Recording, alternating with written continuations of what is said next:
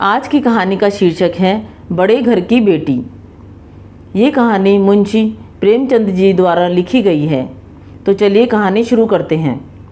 बेनी माधव सिंह गौरीपुर गांव के जमींदार और नंबरदार थे। उनके पितामह किसी समय बड़े धन धान्य संपन्न थे। गांव का पक्का तालाब और मंदिर, जिनकी अब मरम्मत भी मुश्किल थी, उन्हीं के कीर्तिमान स्तंभ थे। कहते हैं इस दरवाजे पर हाथी झूमता था। अब उसकी जगह एक बूढ़ी भैंस थी, जिसके शरीर में अस्थि पंजर के सिवा और कुछ शेष न रहा था। पर दूध शायद बहुत देती थी, क्योंकि एक न एक आदमी हांडी लिए उसके सिर पर सवार ही रहता था। बेनी माधव सिंह अपनी आधी से अधिक संपत्ति वकीलों को भेंट कर चुके थे। उनकी वर्तमान आय 1000 रुपये वार्षिक से अधिक न थी। ठाकुर साहब के 2 बेटे थे। बड़े बेटे का नाम श्रीकंठ सिंह था। उसने बहुत दिनों के परिश्रम और उद्योग के बाद बीए की डिग्री प्राप्त की थी। अब एक दफ्तर में नौकर था। छोटा लड़का लाल बिहारी सिंह दोहरे बदन का सजीला जवान था। भरा हुआ मुखड़ा, चौड़ी छाती। भैंस का 2 सेर ताज़ा दूध वह उठकर सवेरे पी जाता था। श्रीकंठ सिंह की दशा बिल्कुल विपरीत थी। इन नेत्र प्रिय गुणों को उन्होंने बीए इन्हीं 2 अक्षरों पर न्यौछावर कर दिया था। इन 2 अक्षरों ने उनके शरीर को निर्बल और चेहरे को कांतिहीन बना दिया था। इसी के वैद्यक ग्रंथों पर उनका विशेष प्रेम था। आयुर्वेदिक औषधियों पर उनका अधिक विश्वास था। शाम सवेरे उनके कमरे से प्राय खरल की सुरीली कर्ण मधुर ध्वनि सुनाई दिया करती थी। लाहौर और कलकत्ता के वैद्यों से बड़ी लिखा पड़ी रहती थी। श्रीकंठ इस अंग्रेजी डिग्री के अधिपति होने पर भी अंग्रेजी सामाजिक प्रथाओं के विशेष प्रेमी न थे, बल्कि वह बहुधा बड़े जोर से उसकी निंदा और तिरस्कार किया करते थे। इसी से गांव में उनका बड़ा सम्मान था। दशहरे के दिनों में वह बड़े उत्साह से रामलीला करते और स्वयं किसी न किसी पात्र का पाठ लेते थे। गौरीपुर में रामलीला के वही जन्मदाता थे। प्राचीन हिंदू सभ्यता का गुणगान उनकी धार्मिकता का प्रधान अंग था। सम्मिलित कुटुंब के तो वह एकमात्र उपासक थे। आजकल स्त्रियों को कुटुंब में मिलजुल कर रहने की जो रुचि होती है, उसे वह जाति और देश दोनों के लिए हानिकारक समझते थे। यही कारण था कि गांव की ललनाएँ उनकी निंदक थी। कोई कोई तो उन्हें अपना शत्रु समझने में भी संकोच न करती थी। स्वयं उनकी पत्नी को ही इस विषय में उनसे विरोध था। यह इसलिए नहीं कि उसे अपने सास ससुर, देवर या जेठ आदि से घृणा थी, बल्कि उसका विचार था कि यदि बहुत कुछ सहने और तरह देने पर भी परिवार के साथ निर्वाह न हो सके, तो आए दिन की कलह से जीवन को नष्ट करने की अपेक्षा यही उत्तम है कि अपनी खिचड़ी अलग पकाई जाए। आनंदी एक बड़े उच्च कुल की लड़की थी। उसके पिता एक छोटी सी रियासत के तालुकेदार थे। विशाल भवन, 1 हाथी, 3 कुत्ते, बाज, शिकरे, झाड़ फानूस, आनेरी, मजिस्ट्रेट और ऋण, जो एक प्रतिष्ठित तालुकेदार के भोग्य पदार्थ हैं, सभी यहाँ विद्यमान थे। नाम था भूप सिंह। बड़े उदारचित और प्रतिभाशाली पुरुष थे, पर दुर्भाग्य से लड़का एक भी न था। 7 लड़कियां हुई और देवयोग से सबकी सब जीवित रही। पहली उमंग में तो उन्होंने 3 ब्याह दिल खोलकर किए, पर 15-20 हज़ार रुपयों का कर्ज सिर पर हो गया तो आँख खुली। हाथ समेट लिया। आनंदी चौथी लड़की थी। वह अपनी सब बहनों से अधिक रूपवती और गुणवती थी। इससे ठाकुर भूप सिंह उसे बहुत प्यार करते थे। सुंदर संतान को कदाचित उसके माता पिता भी अधिक चाहते हैं।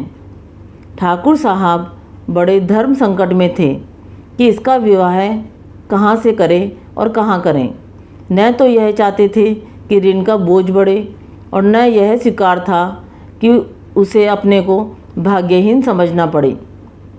एक दिन श्रीकंठ उनके पास किसी चंदे का रुपया मांगने आए।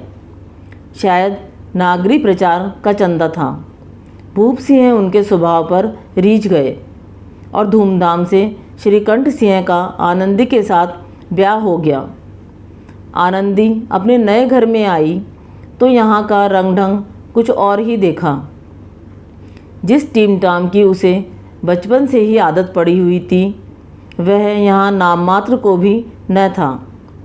हाथी घोड़ों का तो कहना ही क्या, कोई सजी हुई सुंदर भैली तक न थी। रेशमी स्लीपर साथ लाई थी, पर यहाँ बाग कहाँ।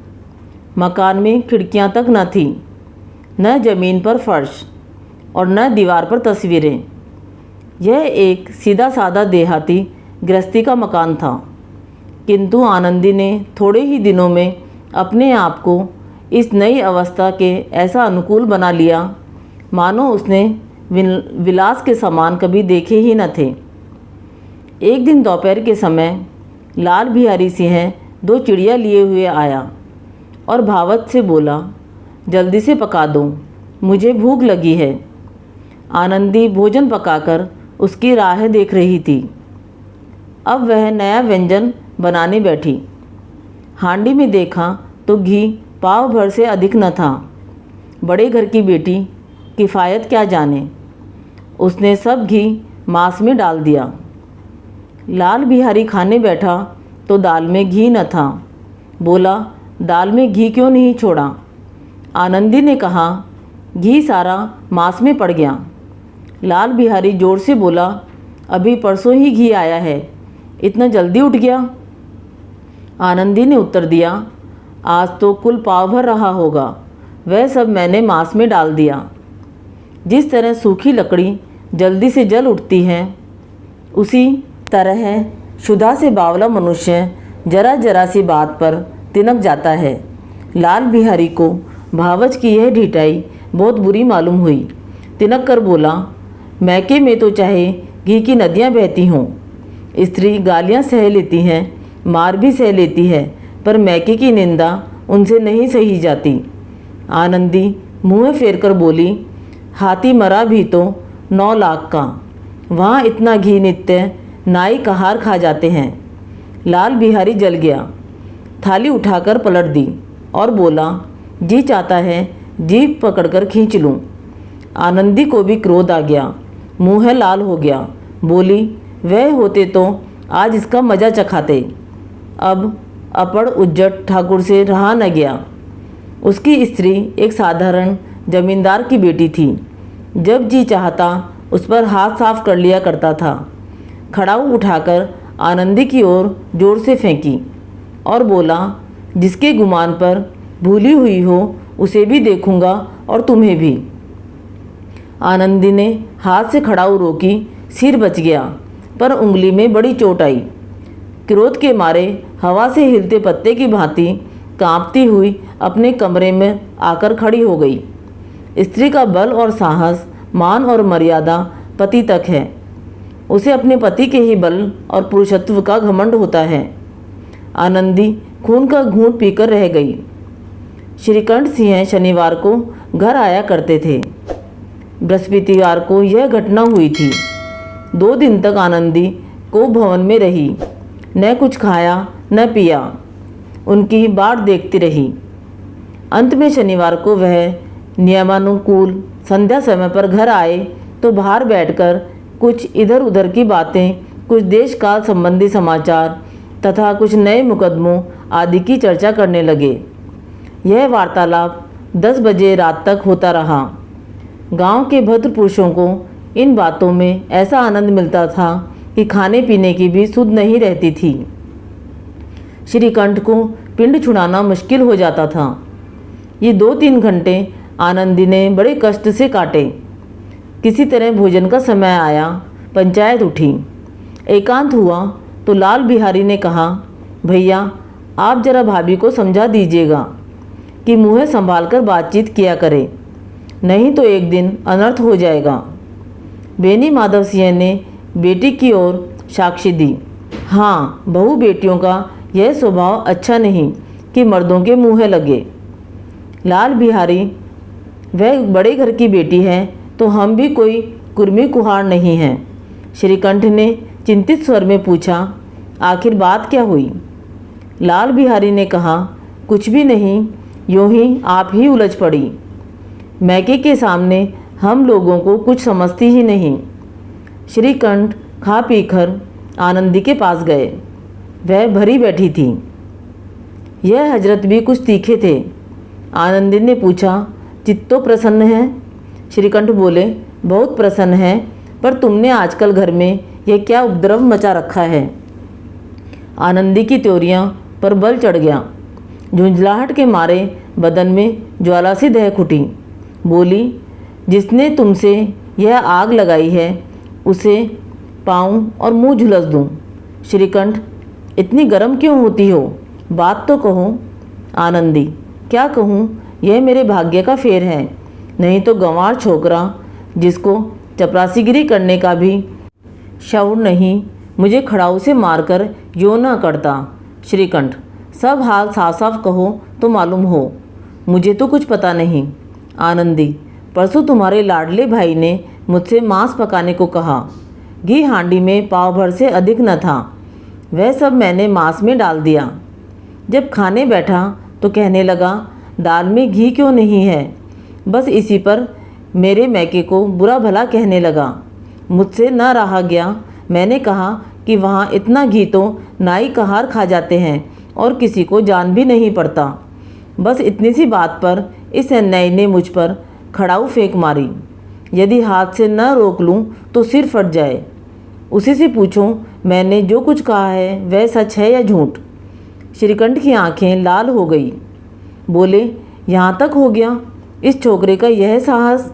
आनंदी स्त्रियों के स्वभाव अनुसार रोने लगी, क्योंकि आंसू उनकी पलकों पर रहते हैं। श्रीकंठ बड़े धैर्यवान और शांति पुरुष थे। उन्हें कदाचित ही क्रोध आता था। स्त्रियों के आंसू पुरुष की क्रोधाग्नि भड़काने में तेल का काम देते हैं। रात भर करवटें बदलते रहे। उद्विग्नता के कारण पलक तक नहीं झपकी। प्रातःकाल अपने पिता के पास जाकर बोले, दादा, अब इस घर में मेरा निबाह न होगा। इस तरह की विद्रोहपूर्ण बातें कहने पर श्रीकंठ ने कितनी ही बार अपने कई मित्रों को आड़े हाथ लिया था, परंतु दुर्भाग्य आज उन्हें स्वयं वे ही बातें अपने मुँह से कहनी पड़ी। दूसरों को उपदेश देना भी कितना सहज है। बेनी माधव सिंह घबरा उठे और बोले, क्यों? श्रीकंठ, इसलिए कि मुझे भी अपने मान प्रतिष्ठा का कुछ विचार है।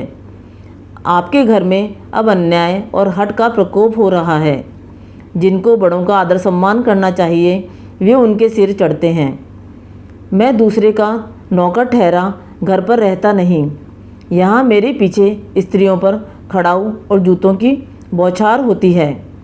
कड़ी बात तक चिंता नहीं, कोई एक की दो कह ले, वहाँ तक मैं सह सकता हूँ, किंतु यह कदापि नहीं हो सकता कि मेरे ऊपर लात घूंसे पड़े और मैं दम न मारूं।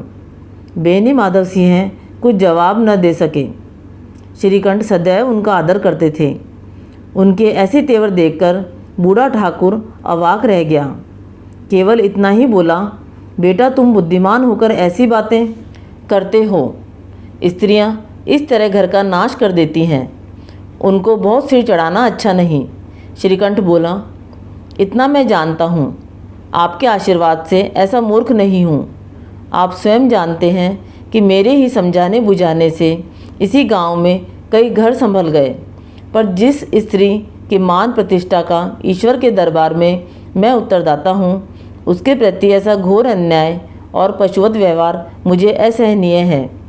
आप सच मानिए, मेरे लिए यही कुछ कम नहीं है कि लाल बिहारी को कुछ दंड नहीं होता।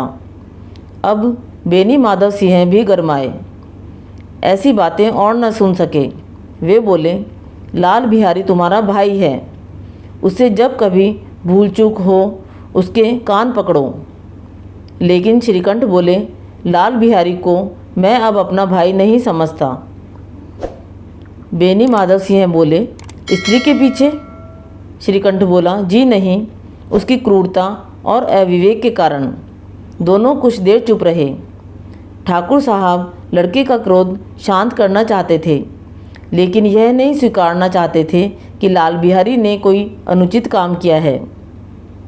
इसी बीच में गांव के और कई सज्जन हुक्के चिलिम के बहाने वहां आ बैठे। कई स्त्रियों ने जब यह सुना कि श्रीकंठ पत्नी के पीछे पिता से लड़ने के लिए तैयार है तो उन्हें बड़ा हर्ष हुआ। दोनों पक्षों की मधुर वाणियाँ सुनने के लिए उनकी आत्माएं तिलमिलाने लगी। गांव में कुछ ऐसे कुटिल मनुष्य भी थे जो इस कुल की नीतिपूर्ण गति पर मन ही मन जलते थे।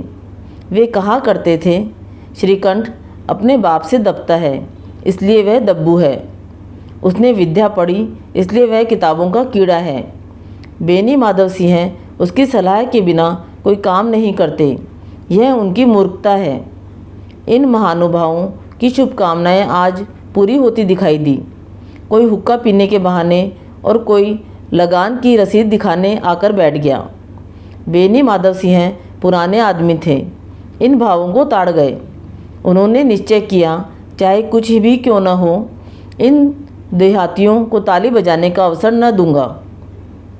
तुरंत कोमल शब्दों में बोले, बेटा मैं तुमसे बाहर नहीं हूँ, तुम्हारा जो जी चाहे करो। अब तो लड़के से अपराध हो गया। इलाहाबाद का अनुभव रहित झल्लाया हुआ ग्रेजुएट इस बात को न समझ सका। उसे डिबेटिंग क्लब में अपनी बात पर अड़ने की आदत थी। इन हथकंडों की उसे क्या खबर। बाप ने जिस मतलब से बात पलटी थी वह उसकी समझ में न आया और वह बोला, लाल बिहारी के साथ अब इस घर में नहीं रह सकता। बेनी माधव जी बोले, बेटा बुद्धिमान लोग मूर्खों की बातों पर ध्यान नहीं देते। वह बेसमझ लड़का है, उससे जो कुछ भूल हुई उसे तुम बड़े होकर क्षमा करो। श्रीकंठ बोला, उसकी इस दुष्टता को मैं कदापि नहीं सह सकता। या तो वही घर में रहेगा या मैं ही। आपको यदि वह अधिक प्यारा है तो मुझे विदा कीजिए, मैं अपना भार आप संभाल लूँगा। यदि मुझे रखना चाहते हैं तो उससे कहिए जहाँ चाहे चला जाए, बस यह मेरा अंतिम निश्चय है। लाल बिहारी सिंह दरवाजे की चौखट पर चुपचाप खड़ा बड़े भाई की बातें सुन रहा था। वह उनका बहुत आदर करता था। उसे कभी इतना साहस न हुआ कि श्रीकंठ के सामने चारपाई पर बैठ जाए, हुक्का पी ले या पान खा ले। बाप का भी वह इतना मान न करता था। श्रीकंठ का भी उस पर हार्दिक स्नेह था। अपने होश में उन्होंने कभी उसे घुड़का तक न था। जब वह इलाहाबाद से आते तो उसके लिए कोई न कोई वस्तु अवश्य लाते। मुकद्दर की जोड़ी उन्होंने ही बनवा दी थी। पिछले साल जब उसने अपने से डोडे जवान को नागपंचमी के दिन जंगल में पछाड़ दिया तो उन्होंने पुलकित होकर अखाड़े में ही जाकर उसे गले लगा लिया था। 5 रुपये के पैसे लुटाए थे। ऐसे भाई के मुँह से आज ऐसी हृदय विदारक बात सुनकर लाल बिहारी को बड़ी ग्लानि हुई। वह फूट फूट कर रोने लगा। इसमें संदेह नहीं कि अपने किए पर पछता रहा था। भाई के आने से एक दिन पहले से उसकी छाती धड़कती थी कि देखूं भैया क्या कहते हैं, मैं उनके सम्मुख कैसे जाऊंगा, उनसे कैसे बोलूँगा, मेरी आंखें उनके सामने कैसे उठेंगी। उसने समझा था कि भैया मुझे बुलाकर समझा देंगे। इस आशा के विपरीत आज उन्हें निर्दयता की मूर्ति बने हुए पाया। वह मूर्ख था, परंतु उसका मन कहता था कि भैया मेरे साथ अन्याय कर रहे हैं। यदि श्रीकंठ उसे अकेले में बुलाकर 2-4 बातें कह देते, इतना ही नहीं 2-4 तमाचे भी लगा देते तो कदाचित उसे इतना दुख न होता। पर भाई का यह कहना कि अब मैं इसकी सूरत नहीं देखना चाहता, लाल बिहारी से सहा न गया। वह रोता हुआ घर आया। कोठरी में जाकर कपड़े पहने आंखें पोंछी जिससे कोई यह न समझे कि वह रोता है। तब आनंदी के द्वार पर आकर बोला, भाभी भैया ने निश्चय किया है कि वह मेरे साथ इस घर में न रहेंगे। अब वह मेरा मुँह देखना नहीं चाहते, इसलिए अब मैं जाता हूँ, उन्हें फिर मुँह नहीं दिखाऊंगा। मुझसे जो कुछ अपराध हुआ उसे क्षमा करना। यह कहते कहते लाल बिहारी का गला भर आया। जिस समय लाल बिहारी सिंह सिर झुकाए आनंदी के द्वार पर खड़ा था, उसी समय श्रीकंठ सिंह भी आंखें लाल किए बाहर से आए। भाई को खड़ा देखा तो घृणा से आंखें फेर ली और कतराकर निकल गए, मानो उसकी परछाई से दूर भागते हों। आनंदी ने लाल बिहारी की शिकायत तो की थी, लेकिन अब मन में पछता रही थी। वह स्वभाव से ही दयावती थी। उसे इसका तनिक भी ध्यान न था कि बात इतनी बढ़ जाएगी। वह मन में अपने पति पर झुंझला रही थी कि यह इतने गर्म क्यों होते हैं। उस पर यह भय भी लगा हुआ था कि कहीं मुझसे इलाहाबाद चलने को कहें तो कैसे क्या करूँगी। इस बीच में जब उसने लाल बिहारी को दरवाजे पर खड़े यह कहते सुना कि अब मैं जाता हूँ, मुझसे जो कुछ अपराध हुआ क्षमा करना, तो उसका रहा सहा क्रोध भी पानी हो गया। वह रोने लगी। मन का मैल धोने के लिए नैन जल से उपयुक्त और कोई वस्तु नहीं है। श्रीकंठ को देखकर आनंदी ने कहा, लाला बाहर खड़े बहुत रो रहे हैं। श्रीकंठ बोले, तो मैं क्या करूं? आनंदी ने कहा, भीतर बुला लो, मेरी जीभ में आग लगे। मैंने कहाँ से यह झगड़ा उठाया? श्रीकंठ बोले, मैं न बुलाऊंगा। आनंदी ने कहा, पछताओगे, उन्हें बहुत ग्लानि हो गई है, ऐसा न हो कहीं चल दे। फिर भी श्रीकंठ न उठा। इतने में लाल बिहारी ने फिर कहा, भाभी भैया से मेरा प्रणाम कह दो, वह मेरा मुँह नहीं देखना चाहते, इसलिए मैं भी अपना मुँह उन्हें न दिखाऊंगा। लाल बिहारी इतना कहकर लौट पड़ा और शीघ्रता से दरवाजे की ओर बढ़ा। अंत में आनंदी कमरे से निकली और उसका हाथ पकड़ लिया। लाल बिहारी ने पीछे फिर कर देखा और आंखों में आंसू भरकर बोला, मुझे जाने दो। आनंदी बोली, कहाँ जाते हो? लाल बिहारी ने कहा, जहाँ कोई मेरा मुँह न देख सके। आनंदी ने कहा, मैं न जाने दूंगी। लाल बिहारी ने कहा, मैं तुम लोगों के साथ रहने योग्य नहीं हूँ। आनंदी, तुम मेरी सौगंध अब एक पग भी आगे न बढ़ाना। लाल बिहारी ने कहा, जब तक मुझे यह न मालूम हो जाए कि भैया का मन मेरी तरफ से साफ हो गया, तब तक मैं इस घर में कदापि न रहूँगा। आनंदी ने कहा, मैं ईश्वर को साक्षी देकर कहती हूँ कि तुम्हारी ओर से मेरे मन में तनिक भी मैल नहीं है। अब श्रीकंठ का हृदय भी पिघला। उन्होंने बाहर आकर लाल बिहारी को गले लगा लिया। दोनों भाई खूब फूट फूट कर रोए। लाल बिहारी ने सिसकते हुए कहा, भैया अब कभी मत कहना कि तुम्हारा मुँह न देखूँगा। इसके सिवा आप जो दंड देंगे मैं सहर्ष स्वीकार करूँगा।